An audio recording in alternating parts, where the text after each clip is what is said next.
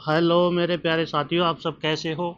आप सबका आपके अपने YouTube channel Meena study point पर हार्दिक स्वागत करता हूं। तो दोस्तों, मैं आपके सामने रेलवे एग्ज़ाम 2025-26 के लिए आरआरबी एनटीपीसी अंडर ग्रेजुएट 2025 जो कि आज 7 अगस्त से क्या हो गई, स्टार्ट हो चुकी है। ठीक है दोस्तों, तो अब की बार सेक्शन वाइज पेपर आया है और बेस्ट पेपर आया है, ठीक है ना, अच्छा पेपर आया। तो इसी के लिए आज मैं 6 जून 2025 जो एनटीपीसी ग्रेजुएट लेवल हुआ था उसकी एग्जाम ओरिएंटेड क्वेश्चन लेकर उपस्थित हूँ। मैथ के रेलवे नहीं मानेगा, यहीं से पूछेगा, क्योंकि रेलवे डाटा चेंज करता है और क्वेश्चन को उठा के छाप देता है। ठीक है दोस्तों, तो सबसे इंपॉर्टेंट क्लास होगी। आइए अपन टाइम गंवाए बिना इस क्लास को लेना और बेस्ट सॉल्यूशन के साथ अपन करते हैं अपना पहला क्वेश्चन की ओर चलते हैं। अपना पहला क्वेश्चन है प्यारे साथियों कि दो संपूरक कोणों में से बड़ा कोण छोटे कोण से 62 डिग्री अधिक है, छोटा कोण ज्ञात कीजिए। संपूरक कोण का मान क्या होता है, एक्स प्लस वाई। दोनों कितने डिग्री के होते हैं, 180 डिग्री के होते हैं। अब कह रहा है कि बड़ा कोण छोटे कोण से 62 डिग्री अधिक है। बड़ा कोण दोनों का योग 180 हो गया, बड़ा कोण छोटे कोण से कितना डिग्री अधिक है, 62 डिग्री अधिक है। दोनों का अंतर भी दे रखा है। क्या कर दो, इसको इसको क्या कर दो, इसमें से घटा दो, यहाँ से माइनस, यहाँ प्लस, यहाँ माइनस।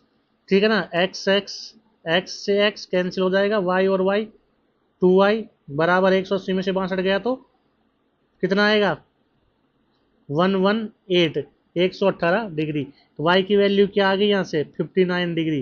तो पूछा क्या है अपने से, छोटा कोण ही पूछा है, तो y क्या है, छोटा कोण है। Right answer option B. अगले क्वेश्चन की तरफ चलते हैं। अगला क्वेश्चन है, अगला क्वेश्चन क्या है कि एक रेलगाड़ी रेलवे ट्रैक के किनारे चल रहे दो व्यक्तियों को ओवरटेक करती है। पहला व्यक्ति 12.6 किलोमीटर पर आवर की चाल से चल रहा है, दूसरा व्यक्ति 27 किलोमीटर पर आवर की चाल से चल रहा है। उन्हें ओवरटेक करने में, ओवरटेक का मतलब क्या होगा, जब कोई आदमी इधर से जा रहा है और पीछे से गाड़ी आ रही है तो ओवरटेक कब करेगा, जब इसके आगे जाएगा तब। तो यानी कि ये कौन सी दिशा में चल रहे हैं, ये तो समान दिशा में चल रहे हैं। ये कैसी कैसी दिशा में चल रहे हैं, ये समान दिशा में चल रहे हैं। ठीक है, तो ओवरटेक करने में दूसरी रेलगाड़ी 27 किलोमीटर पर आवर की चाल से 12.5 सेकंड और दूसरी पहली 12.5 सेकंड लेती है और दूसरी 14 सेकंड लगते हैं। यदि दोनों व्यक्ति रेलगाड़ी की दिशा में ही चल रहे हैं, रेलगाड़ी की चाल ज्ञात कीजिए। रेलगाड़ी की दिशा में चल रहे हैं, व्यक्ति दोनों चल रहे हैं, तो सापेक्ष चाल क्या हो जाएगी, सापेक्ष चाल क्या हो जाएगी। मान लीजिए ट्रेन की चाल एक्स है, एस है, ट्रेन की चाल एस है, T1 मतलब पहली स्पीड से निकालना है ना, T1 पहली स्पीड से निकालना है, तो ट्रेन की चाल पहली में एस है, व्यक्ति की चाल कितनी है, 12.6 है।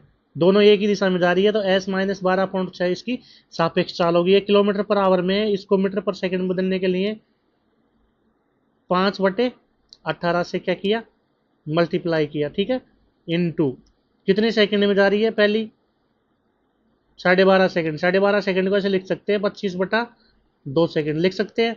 तो ये क्या आ जाएगी, पहली चाल की क्या डिस्टेंस, पहली पहली ट्रेन द्वारा मतलब फर्स्ट चाल के सापेक्ष जो कितनी दूरी उसने तय की है वो यहाँ पे आ जाएगी। तो कितनी आ जाएगी, देखिए करिए इसको सोल्व। मतलब और मतलब दूसरी चाल से कितनी आ रही है, एस माइनस 27, ये भी किलोमीटर पर आवर में मीटर पर सेकंड में बदलने के लिए 5/18 इंटू कितने सेकंड में जा रही है, 14 सेकंड में जा रही है। तो डिस्टेंस तो समान आएगी ना, एक रेलगाड़ी की दूरी पूछ रहा है, एक रेलगाड़ी की चाल पूछ रहा है, तो चाल तो क्या आएगी, वो चाल तो क्या आएगी, समान ही तो आएगी ना। तो दोनों को क्या करो, बराबर करो, दोनों को क्या करो, बराबर करो। ठीक है ना, तो देखिए 5/18 से 5/18 कैंसिल हो गया। ठीक है, 25 से काटा, इस 25 से इसको मल्टीप्लाई करो, 14 से इसको अंदर मल्टीप्लाई करो। 25 से किया तो 25s माइनस 25 × 150 हासिल की 15, 25 दूना 50 और 15 65 का 5 हासिल की 6, 25 और 6 31.50। कितना आ गया ये, 31.50 बटे में क्या है, 2 है, बटे में क्या है, यहाँ से 2 है, बटे में 2 है, और इधर बराबर में क्या आ जाएगा, 14s और माइनस 27 इंटू 14 कितना होता है? 14×5 = 70, 14×6 = 84, 14×7 = 98, 98 का 8, 5 लिखी 9, 14×2 = 28 और 9 = 37, 378। ये दो इधर चल जाएंगे तो ये किससे हो जाएंगे? 14 × 2, इसको 2 से कर दो, यहाँ से 2 से क्या कर दो, मल्टीप्लाई कर दो, इसको यहाँ से काट दो, इसको यहाँ से क्या कर दो, काट दो, ठीक है ना। अब आता है 25s - 31.50, 25s - 31.50 बराबर 28s, 14 का दोगुना 28s - 378 का दोगुना कितना होता है? 756, 756, ठीक है। यहाँ से 315 आ रहे हैं, 31.5 नहीं, क्योंकि एक ही तो अंक बाद में दशमलव थी ना, यहाँ पे एक ही तो अंक बाद में दशमलव थी ना, तो 315 यहाँ पे कितना आ रहा है? 315 है ये, ठीक है। आगे चलते हैं, 25 और 28, 28 में से 25 गया तो कितना आ गया? 3s, और इधर 756 आएगा, 315 इसमें से क्या हो जाएगा? माइनस हो जाएगा, तो कितना बच जाएगा? 6 में से 5 गया तो 1, ठीक है, 5 में से 1 गया तो 4, और 7 में से 3 गया तो 4, 441, 3s की वैल्यू, तो s की वैल्यू कितनी आ जाएगी? 441 में 3 का भाग दे दो, कितना आ गया? 3 चौकू 3 एकम 3, एक बच गया 14, 3 चौकू 12 और 3 साते 21, 147 किलोमीटर पर हावर क्या आ गई? उस ट्रेन की चाल आ गई। क्या आ गई? उस ट्रेन की क्या आ गई? चाल आ गई, 147 किलोमीटर पर हावर, ठीक है दोस्तों। ऑप्शन डी, कुछ नहीं किया, लंबा सॉल्यूशन है तो उसमें मैं कुछ नहीं कर सकता। सापेक्ष चाल, इसको उसमें बदला, मीटर पर सेकंड में बदला, और इसको टाइम से गुणा किया, दोनों को बराबर कर दिया, दोनों को बराबर करके सोल्व कर लिया, बस। अगले क्वेश्चन की तरफ चलते हैं। अगला क्वेश्चन है कि बिना रुके एक local train 88 kilometre per hour की औसत चाल से चलती है और रुकने के साथ 24 किलोमीटर पर आवर की औसत चाल से चलती है। 528 किलोमीटर लंबे मार्ग को तय करने के लिए रुक तय करने के लिए रुकने के लिए लोकल ट्रेन द्वारा लिया गया कुल समय कितना है? 528, 88 बिना रुके जाती है, और 528 24 बिना रुके चलती है, 24 की स्पीड से। 88 की स्पीड से जाएगी तो कितना टाइम ले रही है? यहाँ पे कितना टाइम ले रही है? 6 6 × 48, 6 आवर, ठीक है, 6 आवर ले रही है। और यहाँ से कितना ले रही है? 24×2 = 48, और 24×2 = 48, 22 आवर ले रही है। रुक रुक के 22 घंटे चल रही है, बिना रुके 6 घंटे चल रही है, तो रुकने में कितना टाइम लगा दिया उसने? 16 घंटे का टाइम किसमें लगा दिया? रुकने में लगा दिया। अगले क्वेश्चन की तरफ चलते हैं। अगला क्वेश्चन है कि एक लंबवर्तीय शंकु का वक्र पृष्ठीय क्षेत्रफल 5904 पाई सेंटीमीटर स्क्वायर तथा इसके आधार का व्यास 72 सेंटीमीटर, तो शंकु की ऊंचाई ज्ञात कीजिए। तो देखिए, लंबवर्तीय शंकु का वक्र पृष्ठीय क्षेत्रफल कितना होता है? पाई आर एल। क्या होता है? पाई आर एल। कितना दे रखा है? 5904 पाई दे रखा है। तो यहाँ से पाई कैंसिल, आर की वैल्यू 72 का आधा कितना? 36 इंटू एल बराबर कितना हो जाएगा? 5904। तो एल की वैल्यू कितनी आ गई? यहाँ से 36 का भाग दो, 36 से कम 36 कितने बच गए? 19 और 4 23, 230, 36 छक्का 216, 4 बच गए 216, 14 बच गए और 4 आगे से उतार लिए, 144, 36 चौक 144। एल की वैल्यू कितनी आ गई? 164। एल 164 है, आर कितनी है? 36 है। तो भैया शंकु का क्या पूछ रहा है? ये ऊंचाई तो पूछ रहा है ना, शंकु की ऊंचाई पूछ रहा है, ये एच हाइट। तो यहाँ से ये 164 है, ये 36 है, तो कुछ लग रहा है ट्रिपलेट, ट्रिपलेट लग रहा है। 4 का भाग दे दो इसमें तो 9, इसमें 4 का देते हो तो 41, 9 40 41, तो इसको 40 × 4 कर दो, 40 × 4 कर दो तो 160 आ जाएगा। ट्रिपलेट लग गया इसमें, कौन सा ट्रिपलेट लग गया? 9:40:41, ठीक है दोस्तों, एक ट्रिपलेट लगे, इसका 4 गुना भुजाएं हैं। अगले क्वेश्चन की तरफ चलते हैं। अगला क्वेश्चन है कि महेश ने साधारण ब्याज की एक निश्चित दर पर 4 वर्षों के लिए 14,000 रुपए की राशि उधार ली। यदि उसने x% वार्षिक ब्याज की दर पर अवधि के अंत में ब्याज के रूप में 3500 का भुगतान किया तो x का मान क्या है। ब्याज कितना दिया उसने, 3500 रुपए का ब्याज दिया, ठीक है ना, बट इंटू 100 बटे में क्या, मूलधन 14,000 रुपये मूलधन इंटू 4 वर्ष बराबर क्या आ जाएगी, उसकी रेट आ जाएगी 3 जीरो 2 जीरो और 1 जीरो कैंसिल हो गया। 7 से काटा 35 को 7 से काटा कितनी बार कटेगा, 5 बार। 14 कितनी बार कटेगा, 2 बार, ठीक है। 2 को 10 से 2 से 10 काटा कितनी बार, 5 बार। 5 इंटू 5 25/4। आर की वैल्यू कितनी आ गई, 25/4 कितना होता है 6.25%। 6.25%। Option number B is right answer. अगला क्वेश्चन है कि 4,80,000 पर त्रैमासिक रूप से संयोजित होने वाली 20% वार्षिक चक्रवृद्धि ब्याज की दर से एक वर्ष में अर्जित चक्रवृद्धि ब्याज ज्ञात कीजिए। 20% का मतलब क्या होता है, 20% का मतलब क्या होता है, 4 साल मतलब 1 साल का। 20% कितने दिनों का है, 12 महीने का है। और यहाँ क्या दे रखा है, त्रैमासिक दे रखा है। 3 महीने का कितना आ जाएगा, 5%। 3 महीने का कितना आ जाएगा, 5% आ जाएगा। और 5% की वैल्यू होती है 1/20। 20 पे 1 रुपये का ब्याज लगेगा, ठीक है ना। और कितनी बार लगेगा, 3 महीने की। एक साल में कितनी साइकिल बनेगी, 3 महीने की, फिर 3 महीने की, फिर 3 महीने की, फिर 3 महीने की, 4 साइकिल बनेगी। यानी कि 4 साल हो जाएगा, ये 4 साइकिल बन जाएगी ना। तो देखिए क्या होगा, इसका ब्याज पूछ रहा है ना, तो 4,80,000, 4,80,000 इंटू 4 बार 20 पे 1,21,000 मूलधन हो जाएगा, वो मिश्रधन हो जाएगा 21/20। फिर से 21/20, फिर से 21/20। तो 0 0 0 0 4 जीरो से 4 जीरो कैंसिल, ठीक है। 2 दूनी 4 दूनी 8 दूनी 16, 16 × 48 कितनी बार कट गया, 3 बार। इकाई अंक क्या आएगा यहाँ पे, इकाई अंक क्या आएगा, 3 आएगा, क्योंकि 21 इंटू 21 इंटू 21 इंटू 21 इंटू 3। इसका सॉल्यूशन करो, इकाई अंक 3 आएगा। एक ही ऑप्शन है, option B is right answer, ठीक है दोस्तों। आगे चलते हैं कि एक सोफे का अंकित मूल्य 578 है, जो क्रय मूल्य से 34% अधिक है। मान लिया कि 100 रुपए का सोफा है, उस पर 134 रुपए उसने एमआरपी अंकित कर दिया, ठीक है। अब उसे लाभ 10% ही होता है। 100 रुपए की वस्तु है, अंकित तो 134 किया, लेकिन उसने 110 रुपए ही कमाए हैं। तो छूट प्रतिशत ज्ञात कीजिए। छूट कितने की मिल रही है, 24 रुपए की छूट होगी, किस पर, 134 रुपए पर, इंटू 100। 2 से काट दिया इसको 12 बार, 2 से काट दिया इसको 67 बार। 1200 में 67 का भाग देते हैं तो कितना आता है, बराबर 1200/67। 67 एकम 67 कितना बच गया, 33 और 20 53 बच गया, 530।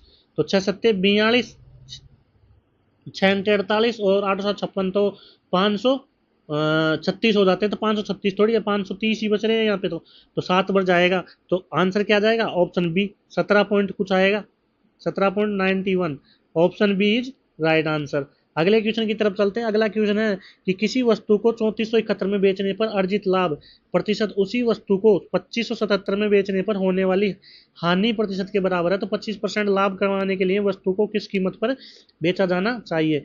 तो देखिए 3471 प्लस 2577, इसका आधा 2577 और 3471 का आधा क्या आ जाएगा, ये आ जाएगा क्या, कॉस्ट प्राइस आ जाएगा। और इसको 25% लाभ कमाने के लिए कितने में बेचा जाएगा, तो कितना आ जाएगा, 3 और 2 5,000, 5,900, 6,000, 70 70 140 और 6,048 कितना आ गया, 6,048/2। यानी कि 3,024 रुपये क्या है, इसका क्रय मूल्य है।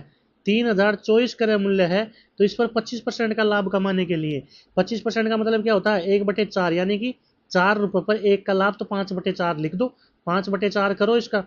4 से इसको काटा, 7 चौक का 28, 2 बच गए, 4 पंजो 20 और 6 चौक के 24, 756, 5 छक्का 30, जीरो आएगा अंतिम में, जीरो एक ही ऑप्शन में, ऑप्शन बी में। 756 इंटू 5 करते तो कितना आ जाएगा, 3780। ठीक है दोस्तों, अगले क्वेश्चन की तरफ चलते हैं। अगला क्वेश्चन है कि 3.6 सेंटीमीटर भुजा वाले 731 धात्विक घन उपलब्ध है जिन्हें पिघलाकर 5.4 सेंटीमीटर की आधार त्रिज्या वाले दो ठोस शंकुओं में बनाया जाता है जिनके आधार आपस में जुड़े हुए हैं। यानी कि कैसे है, ये शंकु बन गया और यहाँ से फिर ये शंकु बन गया। ऐसे एक मशीन का निर्माण किया, मशीन के भाग का निर्माण किया गया। शंकुओं की ऊंचाई क्रमशः 49 और 35 सेंटीमीटर है।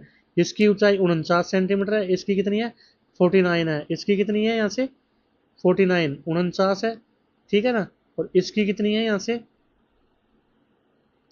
इसकी है कितनी 35 35 सेंटीमीटर है। दो शंकुओं के निर्माण के बाद कितने घन अतिरिक्त होंगे, तो देखिए कुछ नहीं है।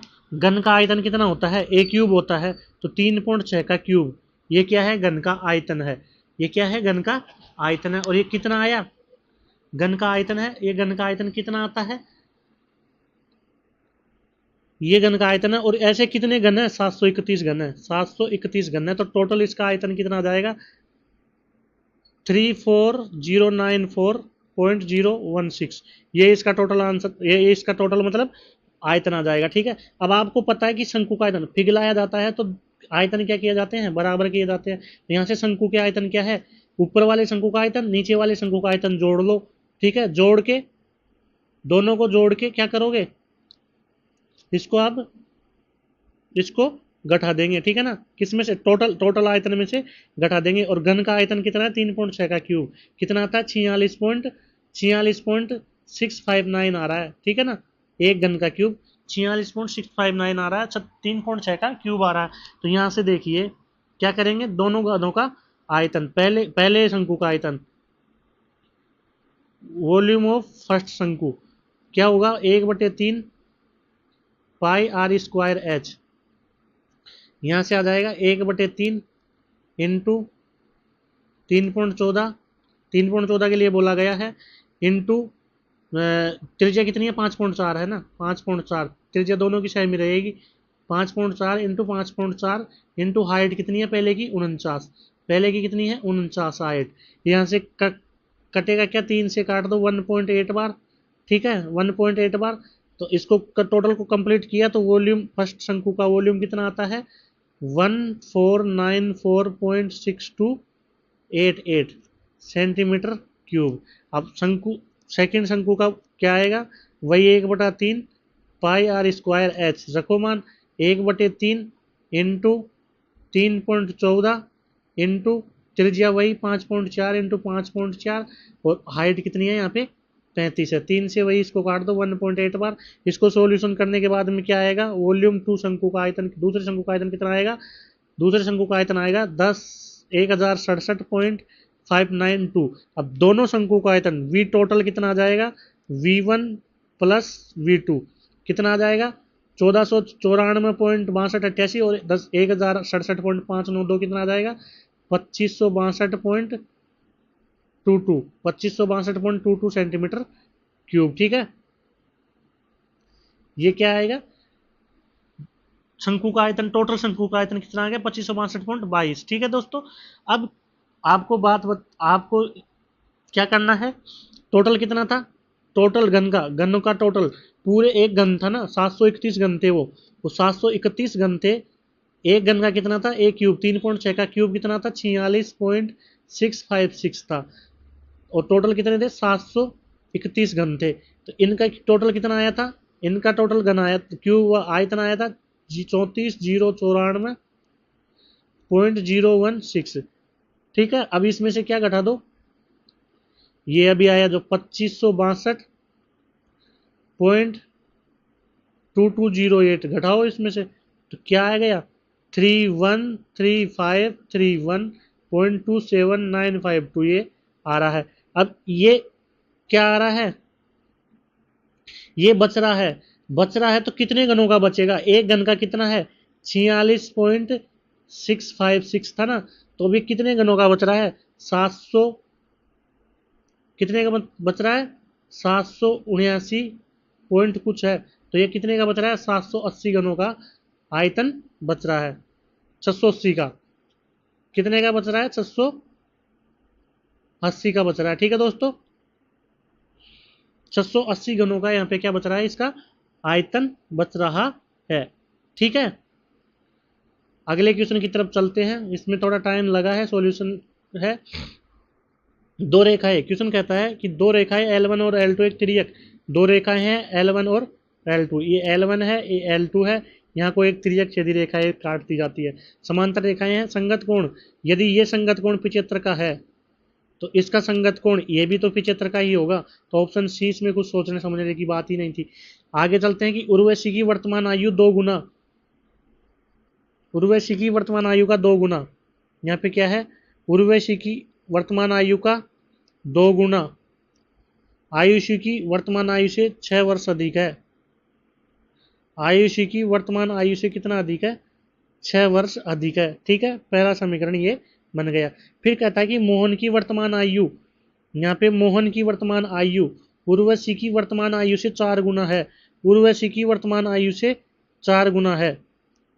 तो मोहन की वर्तमान आयु उर्वशी की वर्तमान आयु का 4 गुना है, 4 यू है, ये समीकरण 2 बन गया। ठीक है, वर्तमान आयु से 4 गुना है किसकी, मोहन की, मोहन की वर्तमान आयु उर्वशी की वर्तमान आयु की 4 गुना है। ठीक है ना।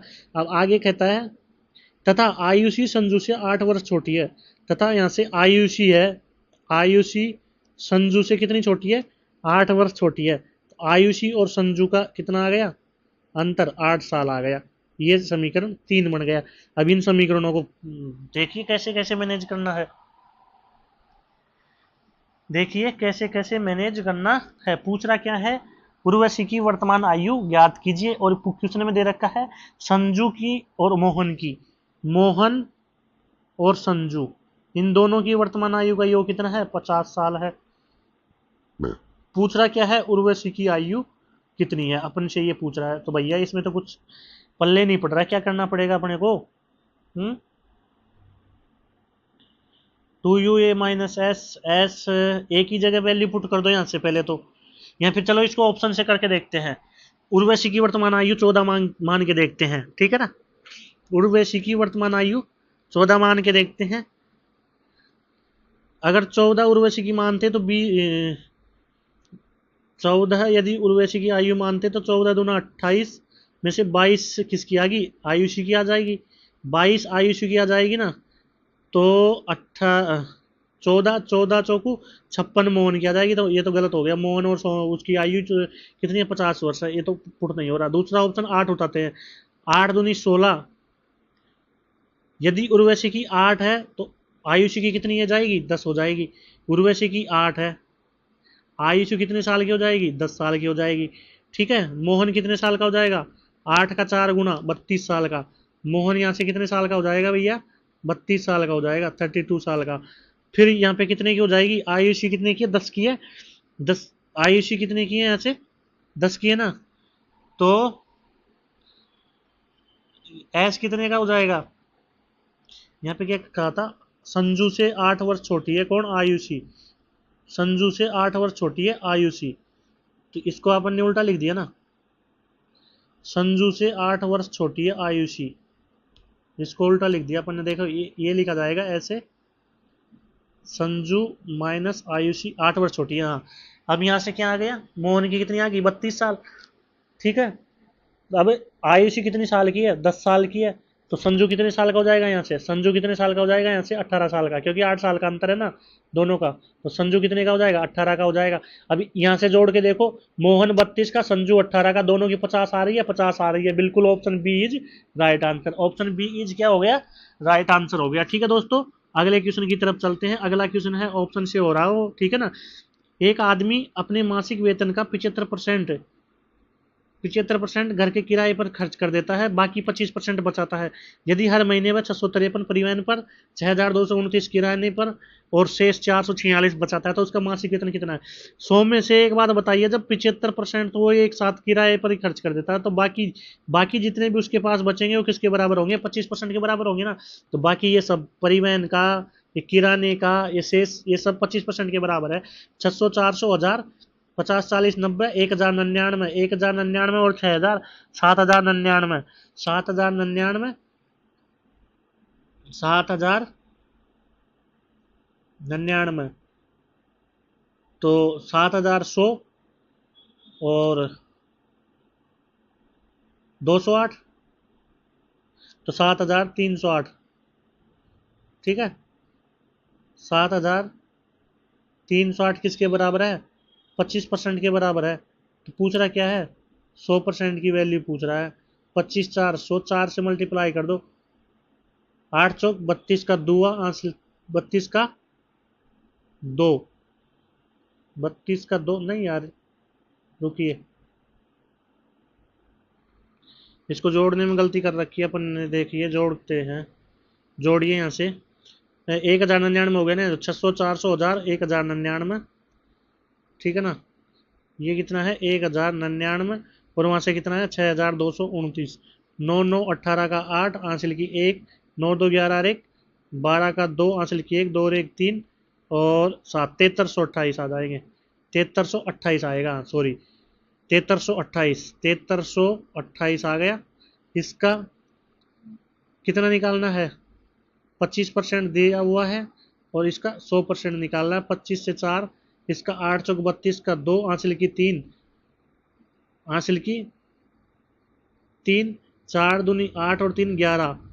तो ऑप्शन कौन सा है? ऑप्शन डी है, ऑप्शन डी है, ठीक है दोस्तों। 29,312, 29,312 option D is right answer. अगले क्वेश्चन की तरफ चलते हैं।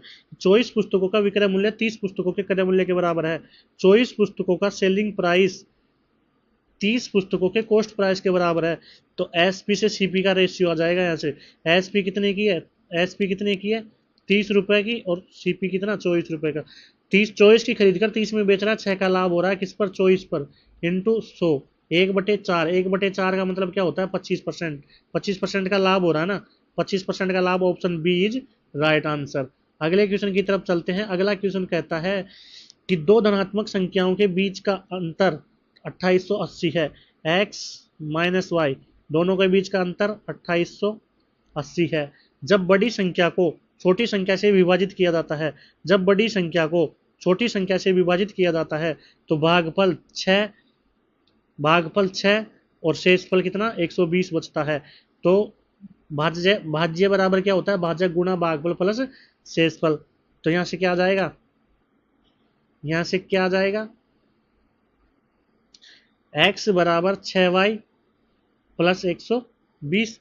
x की वैल्यू यहाँ पे पुट कर दो, 6y प्लस 120 माइनस वाई बराबर 2880। 6 में से एक y गया तो 5y बराबर 2880 में से 120 घटा दो तो कितने जाएगा? 2800 में 100 गया तो 2700, 2780 में से 20 गया तो 2760, 2760। यहाँ से y की वैल्यू आ जाएगी, कितनी आ जाएगी?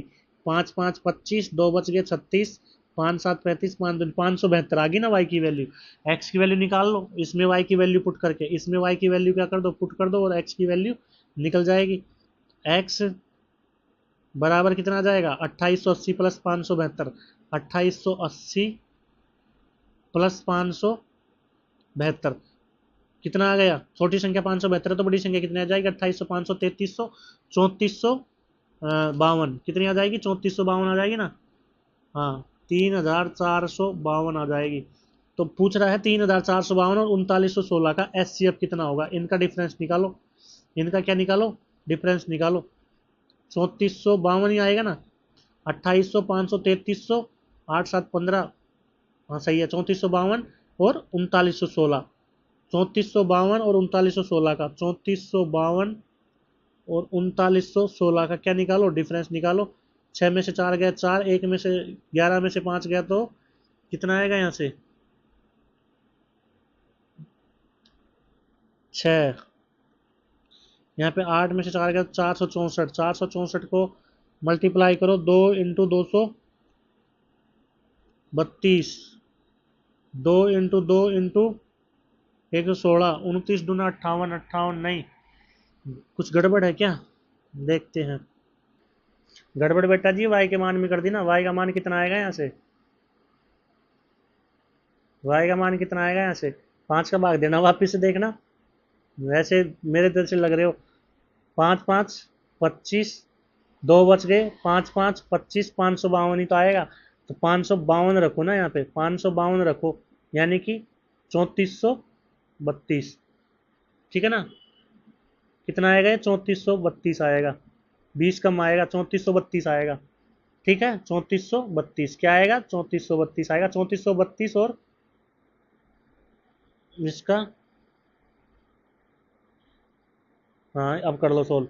3432, 3432 में से इस घटाओ, 6 में से 4 गया तो 4, यहाँ बच गया कितना?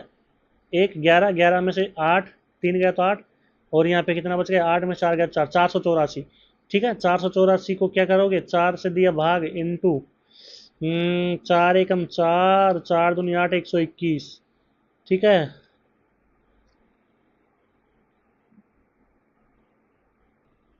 484 आया ना, 484 आया, तो इसको क्या कर लो ना, इसको देखिए 11, 4 इंटू 11 इंटू 11, 11 चौक 44, 11 चौक क्या हो गया? 44 का मल्टीप्लाई से इसका क्या आ जाएगा? एस सी एफ आ जाएगा। 44 का मल्टीप्लाई इसका क्या आ जाएगा? एस सी एफ आ जाएगा। Option number C is right answer. ठीक है दोस्तों, क्या किया? 3432 है, 3432 में 2916 घटाया, 484 है, 484, 44 का 11 मल्टीप्लाई, 44 इंटू 11 आ गया आंसर। आज का अंतिम क्वेश्चन है, तो टाइम बहुत हो गया आज तो। देखिए कि 60 मीटर ऊंची इमारत के शीर्ष से, 60 मीटर ऊंची इमारत के शीर्ष से एक लैंप पोस्ट के शीर्ष, एक लैंप पोस्ट के शीर्ष, एक लैंप पोस्ट के शीर्ष और एक लैंप पोस्ट के तल के अवनमन कोण क्रमशः 30 डिग्री और 60 डिग्री। ये कितने डिग्री का है? 30 डिग्री का है। ये कितने डिग्री का दे रखा है? ये 30 डिग्री का है। और ये कितने का है? ये 60 डिग्री का है। ठीक है, तो लैंप पोस्ट की ऊंचाई याद कीजिए। ये 60 मीटर है, ये 60 के सामने 60 है, तो ये कितने का है? 30 का है। 30 के 60 के सामने 60 है, 30 के सामने कितनी हो जाएगी? 60/√3, 60/√3, √3 इंटू √3/√3, 3 से 3 20, 20√3 आ गई है। ये कितनी आ गई? 20√3 आ गई। तो ये भी कितनी हो जाएगी? ये भी 20√3 हो जाएगी। ये कितनी हो जाएगी? 20√3 हो जाएगी। ठीक है ना, ये भी कितनी हो जाएगी? 20√3 हो जाएगी। अब ये 20√3, यहाँ पे 30 डिग्री ये है, ये 30 है और ये 60 है, ये 30 है और ये 60 है इसके लिए। तो 60 के सामने 20√3 है। ठीक है ना, 60 के सामने 20√3 है, तो 30 के सामने कितनी हो जाएगी? 20 हो जाएगी। 20√3/3, √3, 20√3/√3, √3 से √3 20 हो जाएगी। यानी कि ये लंबाई कितनी है? 40 है। यानी कि ये पूरी क्या है? 60 है। 60 में से ये यहाँ से यहाँ तक 40 है और ये 20 है, तो ये 40 है। ठीक है ना, और ये 20 है, तो ये भी कितनी हो जाएगी? 40 हो जाएगी। तो दूसरे लैंप की दूसरे चेक पोस्ट लैंप पोस्ट की कितनी ऊंचाई हो जाएगी? 40 मीटर इसकी भी ऊंचाई हो जाएगी। ठीक है दोस्तों, भाई 60 के सामने 60 मीटर था, 30 के सामने 60/√3 किया तो 20√3 आ गया। ठीक है, अब यहाँ से 20√3 ही है। अब यहाँ पे 60 के सामने 20√3 है, तो 30 के सामने कितना हो जाएगा? 20 ही हो जाएगा। 20 हो जाएगा, तो 20 यहाँ से यहाँ तक की दूरी कितनी है? ये दूरी 20 है। कौन सी दूरी? यदि ये दूरी 20 है, तो ये दूरी कितनी बच गई? 40 बचेगी। ये दूरी यहाँ से यहाँ तक की 40, तो ये यहाँ से यहाँ तक की 40। ठीक है दोस्तों, आज के लिए इतना ही। सभी को थैंक यू, राम राम। और सब क्लास को ज़्यादा से ज़्यादा शेयर कीजिए और लाइक कीजिए, सब्सक्राइब कीजिए चैनल को। सभी को थैंक यू। आज थोड़ा टाइम ज़्यादा ले लिया, चैनल को सब्सक्राइब कीजिए क्योंकि क्वेश्चन अच्छे थे, क्वेश्चन लेंथी भी थे। बेल आइकन को दबा लीजिए और ज़्यादा से ज़्यादा शेयर कीजिए और कमेंट करके मैं बताइए कि आपको क्लास कैसी लगी। Thank you, Ram Ram.